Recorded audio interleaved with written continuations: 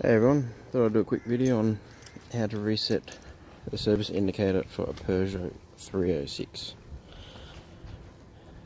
This one in particular is a GTI 6, but it's the same deal for all of them. There, turn the key on.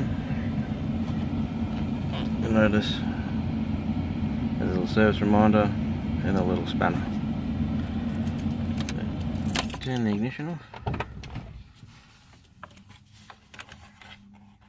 Little trip here, hold that in.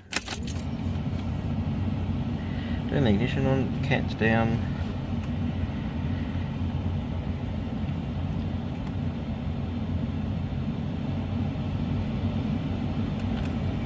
That's him set there.